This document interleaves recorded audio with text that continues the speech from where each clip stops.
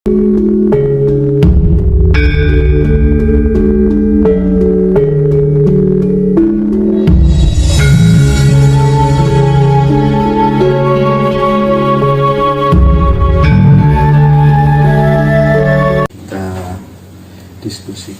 sehingga bisa membawa ketercerahan bagi kita semuanya. Mbah No, apa kabar? Baik, alhamdulillah. Sehat selalu ya, Mbak. Sehat selalu, tetap iman pada yang kuasa. Amin, amin, amin. Saya awali bertanya gini, Mbah No. Di dalam proses penciptaan jagat raya, proses penciptaan Adam dan Hawa, sebenarnya untungnya Tuhan itu apa begitu kira-kira? Tuhan merasa beruntung apa enggak kira-kira? Untung nggak untung itu hanya Allah, nggak ada yang tahu. Allah mempunyai sifat jaya, kembali ke sifat jaya Allah. Dan Allah itu kan sebutan untuk yang maha satu.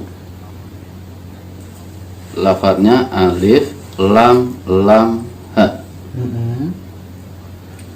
Kalau di yang disebut dengan lam jalalah. Lam jalalah. Kalau alif lam masuk ke selain lafadz Allah, itu disebut al-ma'rifat, bermakna satu.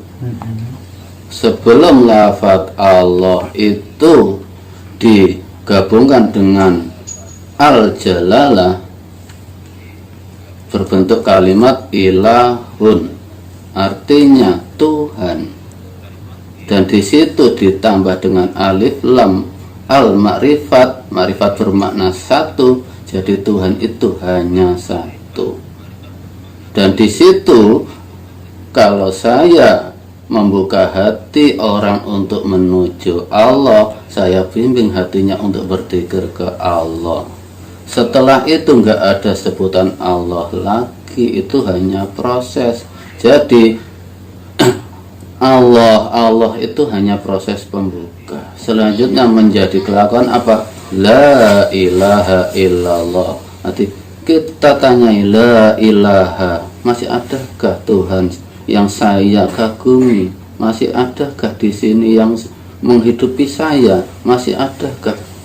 Begitu kita sadar illallah, itulah sifat Allah, bukan pencarian lagi. Kita sudah menuju Allah. Illallah di situ hanya apa? Sadar, terima. Allah itu hanya sebutan. Allah itu hanya sebutan ya, Pak? Ya, sebutan untuk yang menghidupi kita, memberikan hidup kita. Kalau sudah lewat di situ, sesungguhnya sudah nggak ada sebutan. Ada zat yang maha kuasa yang menghidupi kita. Saya tidak punya hidup, saya tidak punya takdir, saya tidak punya nasib. Semuanya hak yang maha kuasa Allah. Oke. Terus ini Mbak, kan banyak nih kalau misalnya ada fanatisme beragama ya.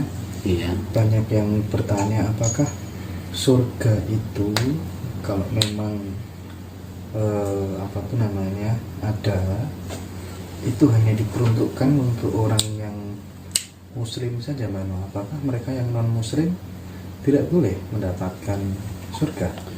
Saya katakan tadi, Islam itu kelakuannya, Muslim itu orangnya. Itu haknya Allah. Memang surga untuk orang Muslim, orang Islam, bukan untuk orang yang beragama. Islam itu selamat, selamat dikala kita menghadap Tuhan. Jadi agama tidak menjamin keselamatan. Yang menjamin keselamatan adalah bakti kita, menyembah kita ke Allah. Islam itu haknya Allah, biar Allah yang menentukan kita Islam apa enggak. Cuma memang dalam negara Indonesia KTP harus diisi dengan agama, karena memang Indonesia mengekspor mengimpor mendatangkan dari luar itu agama. Sebenarnya tanah Indonesia, tanah Jawa itu berketuhanan. Iya, iya, iya. Kan agama semua dari luar, Iya. sehingga muncul agama. Hmm. Inna dina indallahil Islam, jangan ke agama. Orang din itu apa? Berkeyakinan, berketuhanan. Yang berketuhanan yang diakui Allah adalah orang yang benar-benar menuju Allah, itulah Islam. Orang yang benar-benar menuju yang Maha Esa, itulah Islam. Tunjukkan